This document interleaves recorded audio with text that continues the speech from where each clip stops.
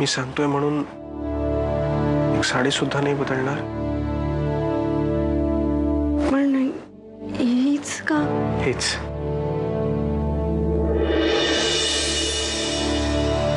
पटकन चेंज कर.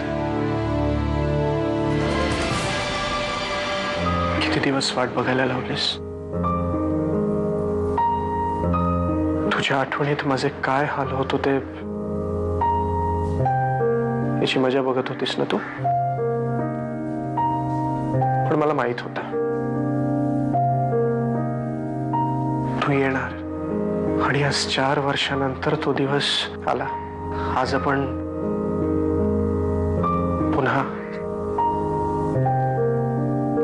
नव्यानं भेटणार. ए दादू, काय माझं एकट्याच उभं राहून काय बडबडतोयस?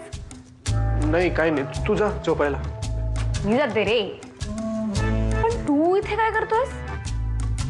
नाही म्हणजे कालपर्यंत चोरी चोरी चुपके चुपके आणि आता तर सगळं झालंय तर तू रूमच्या बाहेर आहेस. सरू झोपायला जा प्लीज. जाते रे. सरू पण सांग जा. ना. सरू दादू, सांग ना सरू please. जा.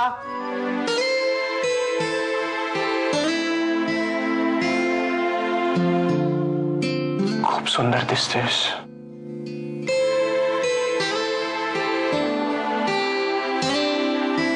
आता आता सगळं जागच्या जागी. काही नाही ग, सकाळची कामं. हो मजेत आहे मी. माझी ती टेक्स्टबुक ठेवली होती टेबलवरती बघली. हो अगं ते आई तूच बघ. सहज का असे ना फोन केला. अरे तू अगं बाई, आई एक मिनिट. अगं काय ग हे? अगं तू फोनवर का? नाही बोल तू फोनवर. आमच्या घरी काही मनाई नाही आहे फोनवर बोलायची, पण कामाकडे लक्ष दे ग बाई. या छोट्या छोट्या गोष्टी सांभाळायला शिका. आमच्या घरी नाही चालत हे असं, कळलं तुला? लक्ष कुठे होतं तुझं? आई माझं लक्ष होतं. हो का? हा मग काय मजा बघत होती का दूध कसं उतू जाते ते? हा थँक्यू. सरू कुठे गेली? कॉलेजला गेली का? घरात कामं निघाली ना त्या मावशीला आणि तिच्या भाचीला बाहेर जायचं बरोबर सुचतं.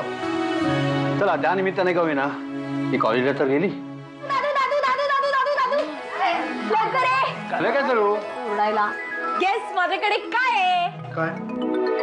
दादूच्या लग्नाची DVD. बसा बसा सगळे लवकर बसा.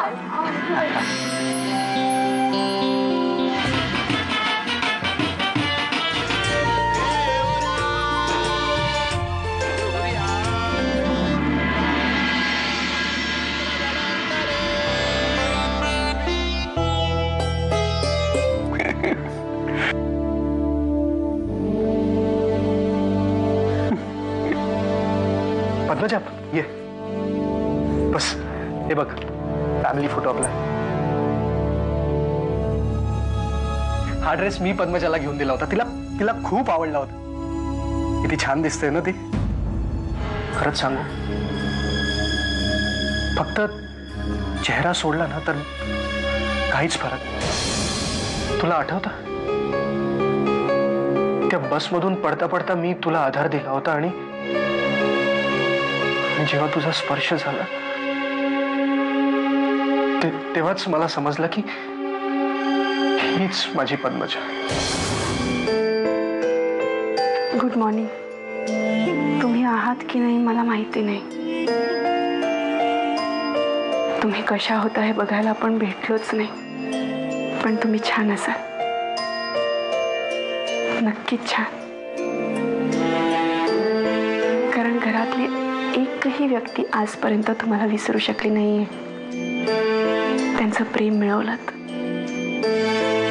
आता ते मला मिळवायचंय, पण त्यासाठी मला तुमच्यासारखं जगावं लागेल.